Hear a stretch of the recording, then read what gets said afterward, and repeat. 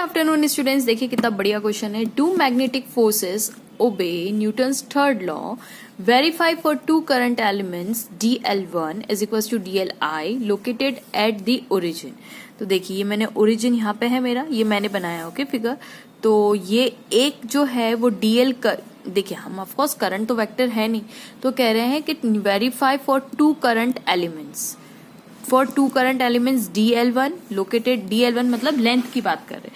तो एक यहाँ पे लोकेटेड है ओरिजिन पे, जिसकी लेंथ कितनी दी हुई है, लेंथ दी हुई है dl1, और किस डायरेक्शन में है, ये I डायरेक्शन में, इसीलिए मैंने ऐसे बनाया, ठीक है। लोकेटेड एंड dl2, एक और जो करंट का लेंथ है, मतलब dl क्या है, लेंथ है ना, करंट का लेंथ वेक्टर है ना, क्योंकि करंट I जो लेते हैं वो क्वांटिटी नहीं होती, वेक्टर नहीं होती, ठीक है। तो हम लेंथ से डिनोट करते हैं। तो dl2 कहाँ पे है, इस जगह पे, लोकेटेड एट 0r0।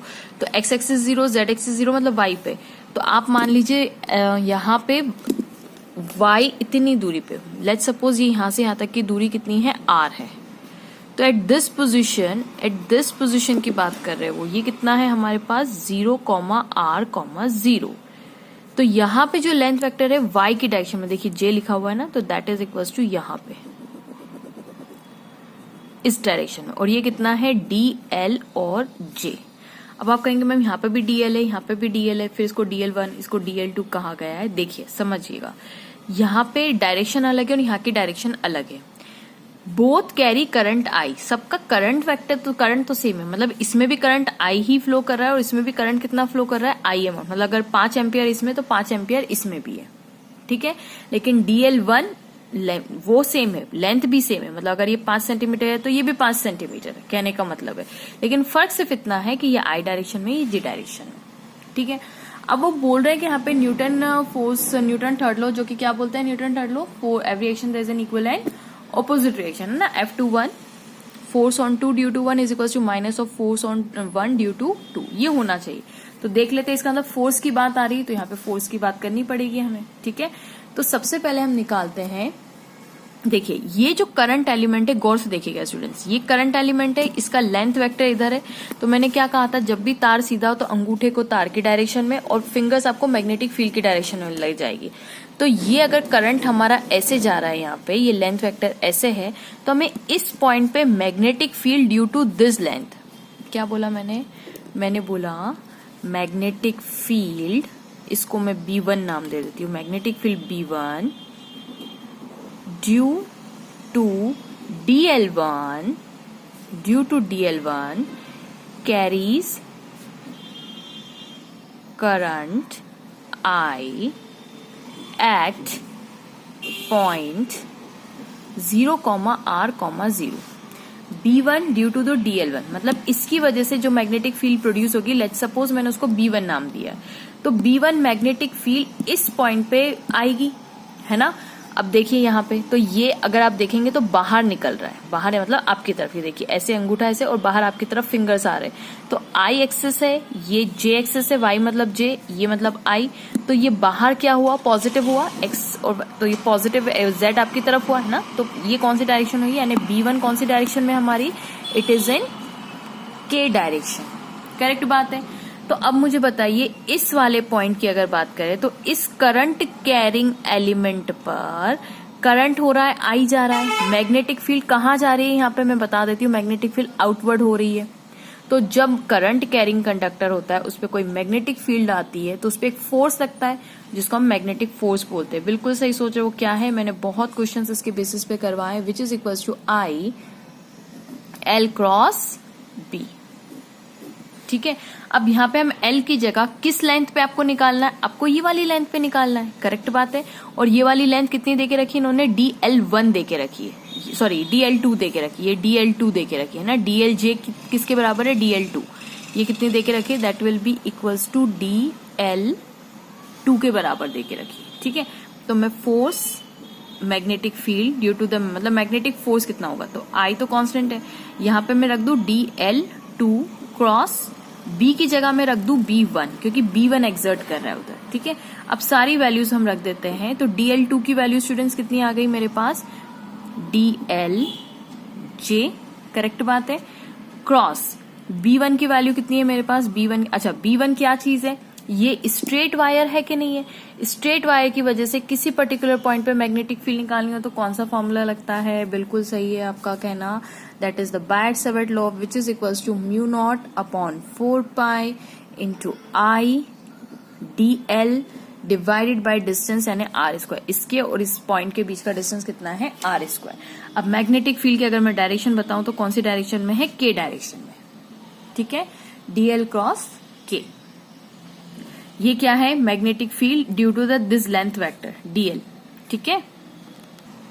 तो स्टूडेंट्स ये क्या है, अपना लेंथ वेक्टर, ये DL, इसका मैग्नीट्यूड कितना है, DL है, ठीक है।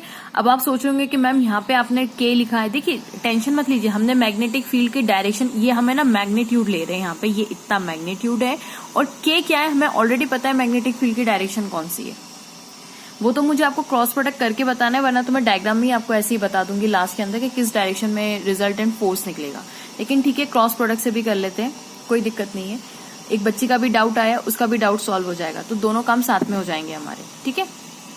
अब यहाँ पे देखिए K क्या है, मैग्नेटिक फील्ड की डायरेक्शन, जो कि मैंने ऐसे ही हाथ से ही निकाल ली, नहीं तो अगर आप बायट-सैवर्ट लॉ लगाते तो वो अपना लगता क्रॉस प्रोडक्ट लगता, फिर उस पर ऐसे करके जाना पड़ता, बहुत लंबा प्रोसीजर हो जाता है, सो आई डोंट लाइक इट।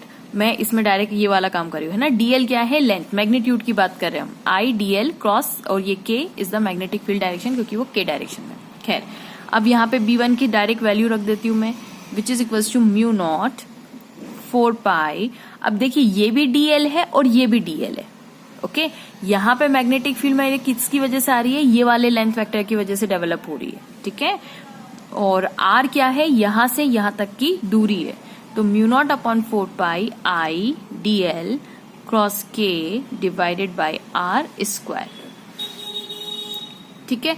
अब स्टूडेंट्स DL कांस्टेंट है, क्योंकि देखिए लेंथ वो मैग्नीट्यूड है, ये कांस्टेंट है, जितनी चीजें कांस्टेंट है सबको बाहर निकाल लेते हैं, तो I बाहर, I तो है ही यहाँ पे पहले से ही, और ये DL बाहर निकल जाएगा, बिल्कुल सही है, I भी बाहर निकल जाएगा, क्योंकि ये भी I कांस्टेंट ही है, I और ये I मल्टीप्लाई करके I स्क्वायर बन जाएगा, DL बाहर निकल गया, और क्या बाहर निकल गया, म्यू नॉट अपॉन 4 पाई भी बाहर निकल गया, अच्छा R स्क्वायर भी बाहर निकल गया, क्योंकि R भी कांस्टेंट है, ठीक है। म्यू नॉट I DL, और ये DL मिलके DL स्क्वायर हो जाएंगे, क्या, ये DL multiply by this magnitude है ना, तो दिस DL स्क्वायर हो जाएगा, म्यू नॉट अपॉन 4 पाई R स्क्वायर, और ये सब कांस्टेंट। ब्रैकेट के अंदर क्या बचेगा, J क्रॉस K,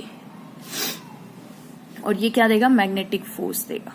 किस पॉइंट पे मैग्नेटिक फोर्स निकाल रहे हैं हम, इस पॉइंट पे निकाल रहे हैं, करेक्ट बात है कि नहीं है, बिल्कुल सही है, इसकी वजह से इस पे फोर्स निकल रहा है हमारा, ठीक है। तो मैग्नेटिक फील्ड निकाली, उसकी मैग्नीट्यूड हम लोगों ने निकाल दिया। अब मुझे बताइए J क्रॉस K क्या होता है, J क्रॉस K इज हमारा वेक्टर, ये I, ये J और ये K, ये I, ये J और ये K, तो J क्रॉस K क्या हो जाएगा, J क्रॉस K। अगर आप इस मेरे एरो की डायरेक्शन में जाएंगे तो आपको पॉजिटिव I मिलेगा कि नहीं मिलेगा, बिल्कुल सही है, I आ गया हमारे पास। उस बच्ची का जो क्वेश्चन था मैं सॉल्व कर देती हूँ यहाँ पे। अगर देखो I क्रॉस I आप देखते हो तो क्रॉस प्रोडक्ट हमेशा मैग्नीट्यूड, यूनिट वेक्टर और क्रॉस है ना, तो साइन थीटा लगेगा। अब आप सोचिए कि अगर यही एक्स एक्सिस पे I और I के बीच में एंगल कितना है, I और I के बीच थीटा क्या है, ये जो थीटा है साइन थीटा, ये एंगल होता है I और I के बीच का एंगल, तो कितना होता है 0, क्योंकि I और I के बीच में ये ही I तो यही है ना एक्स एक्सिस, तो दोनों के बीच का थीटा कितना होगा 0, तो साइन जीरो यहाँ पे रखेंगे तो 0, हेंस I क्रॉस I 0 होता है।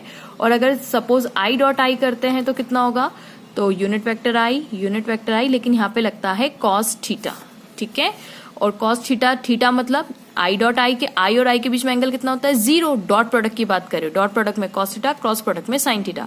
मैंने यूनिट वेक्टर के ऊपर एक वीडियो बहुत अच्छा बना के रखा हुआ है, मैं उसकी लिंक डिस्क्रिप्शन बॉक्स में दूंगी, प्लीज अगर आप में से किसी को भी डाउट है तो उसको देखिएगा जरूर, ठीक है। तो इन दोनों के बीच में एंगल कितना होगा 0, और कॉस 0 की वैल्यू 1 होती है, इसीलिए I डॉट I कितना होगा 1, क्योंकि ये मैग्नीट्यूड है, ये यूनिट वेक्टर है ना, यूनिट वेक्टर का मैग्नीट्यूड कितना होता है 1 होता है, और कॉस 0 भी 1, तो 1.1.1 सब 1 हो गया, तो इसीलिए I डॉट I क्या होता है 1 होता है, ओके।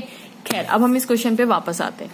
तो I क्रॉस J कितना, J क्रॉस K मेरा I हो गया। अब देखिए मैग्नेटिक फोर्स कितना निकल जाएगा मेरा, mu naught 4 pi I square D L square divided by R square into I. मतलब फोर्स किस डायरेक्शन में लगेगा इस पे, इस डायरेक्शन में। आई ये है ना, आई ये है, यानी इस डायरेक्शन में इस वाले वायर पे फोर्स लगेगा। अब देखिए, अगर आपको ये सब नहीं करना था, आपको डायरेक्ट यहीं पे सॉल्व करना था, तो मैंने आपको सिखाया है फोर्स क्या होता है, एल क्रॉस बी। करेक्ट है, ये एल हमारा यहाँ पे, एल यहाँ पे, ये एल और क्रॉस बी। बी कहाँ है, बाहर, देखिए बाहर की तरफ है।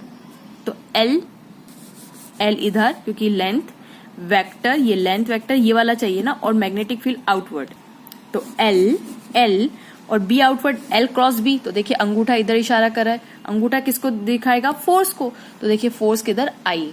तो हमें पहले से ऐसे भी बता सकते थे, हमें इतना क्रॉस प्रोडक्ट करने की जरूरत ही नहीं थी। लेकिन इन केस अगर आपको सब्जेक्टिव में आ जाता है तो आपको सॉल्व करके तो बताना ही पड़ेगा।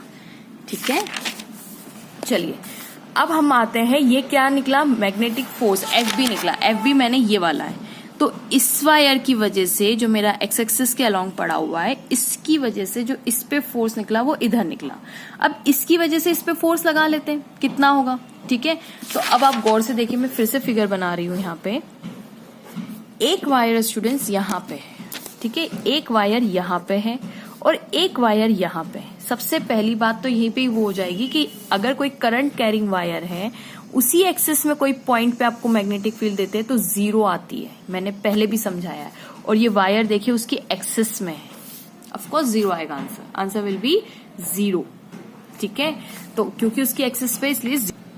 और बाय चांस अगर आपको मेरी बात पे यकीन नहीं आता तो अपन अभी सॉल्व करके दिखा देती हूँ, मैंने पहले भी बहुत बार सॉल्व किया। ये देखिए, ये अगर करंट यहाँ पे है, ये करंट कैरिंग वायर है, तो इसकी वजह से मैग्नेटिक फील्ड ऐसे बनेगी, ऐसे बनेगी ना, ऐसे ऐसे आएगी, यानी कैसे, ऐसे ऐसे सर्कुलर ऐसे करके आएगी, ऐसे करके ऐसे करके बनेगी। करेक्ट बात है कि नहीं है। अब या तो आप इस पॉइंट पे मुझसे पूछिए, या तो इस पॉइंट से पूछिए, या तो आप यानी यहाँ पे या उसके उधर पूछिए। आप उसकी लाइन में मुझसे पूछ रहे, यानी इसी एक्सिस में पूछ रहे मैग्नेटिक फील्ड, तो आप खुद यहाँ से देख सकते हैं ये मैग्नेटिक फील्ड की डायरेक्शन है ना। ये लूप किसका बनाई है, this is the magnetic field. तो मैग्नेटिक फील्ड और ये लेंथ वेक्टर, ये जो करंट यहाँ पे एक हमारा पड़ा होता है ना, DL1 बोल रहे हैं हम वायर को, तो ये DL1 और इसकी डायरेक्शन पैरेलल है, तो साइन जीरो जीरो हो जाएगा। आप खुद देख लीजिए, फोर्स जीरो लगेगा। ये DL और ये B इसकी वजह से, ये वाला B यहाँ पे कैसा है, इस टेंजेंशियल है, और ये लेंथ वेक्टर भी, तो इन दोनों के बीच में एंगल जीरो बनेगा। और अगर आप सोचे हमें बायोट-सैवर्ट लॉ से निकालना है, तो उसका भी अगर आप वेक्टर फॉर्म आपको याद हो तो कुछ ऐसा होता था, μ0/4π I dl cross r divided by r cube. देखिए dl और r के बीच का वेक्टर, r का मतलब इस, r क्या चीज है, r क्या चीज है, distance of point from the wire. मतलब ये वायर यहां से और यहां से यहां तक का डिस्टेंस हम लोगों ने कितना माना हुआ है, r। तो यहाँ पे कैपिटल R, तो dl और r, तो एंगल कितना बनेगा, ये देखिए dl ये है, इस वायर की वजह से निकाल रहे हैं हम, है ना। तो मैग्नेटिक फील्ड इस वायर की वजह से मैग्नेटिक फील्ड लगेगी। तो ये वाला वायर, इसका जो dl है वो यहाँ पे है, और इसका पॉइंट कहाँ पे, r यहाँ पे। तो dl और r, यानी ये r और ये dl सेम डायरेक्शन में। तो अगर आप dl और r को खोलेंगे तो आपको साइन थीटा लगाना पड़ेगा ना, यहाँ पे साइन थीटा लगाना पड़ेगा ना। मतलब μ0/4π I dl r sine theta लगाना पड़ेगा। Theta is the angle between these two. तो थीटा कितना है, जीरो है। ये देखिए सेम लाइन में है ना, जीरो, तो साइन जीरो जीरो। तो चाहे आप फोर्स से निकाल के देखिए, इस फॉर्मूले से मैंने निकाल के दिखाया, या इस फॉर्मूले से, ऑलवेज अगर बस इतना हमें याद रखना है कि अगर करंट कैरिंग वायर है, उसी की लाइन में कोई पॉइंट है जिसपे आपको मैग्नेटिक फील्ड पूछे, तो ऑलवेज जीरो। तो हम क्या कहेंगे कि मैग्नेटिक, इसकी वजह से, इस वायर की वजह से जो इस पे फोर्स निकला है वो FB, वो तो है, FB की तो हमारे पास वैल्यू आई है, लेकिन इस वायर की वजह से इस पे जो फोर्स लग रहा है वो कितना है, जीरो। इसको मैं FB2 नाम दे देती हूँ। FB2 is equal to zero, जो कि क्या है, आपको लिखना पड़ेगा students, force on wire 1, force on wire 1, force on wire 1 due to wire, जो कि वाई एक्सिस के अलॉन्ग है, यानी इसकी वजह से जो इस पे फोर्स लग रहा है वो कितना लग रहा है, जीरो। तो क्या हम कह सकते हैं, इसको मैं FB2 नाम दे रही हूँ, तो क्या मैं कह सकती हूँ कि FB doesn't equals to FB2, है ना, इसको मैंने FB नाम दिया है। तो FB क्या FB2 के बराबर है, hence no third law obeys. Okay, so hope students आपको ये वीडियो पसंद आया होगा, समझ में आएगा. Please don't forget to like, subscribe and share my channel. Thank you so much for watching. Keep sharing and keep watching.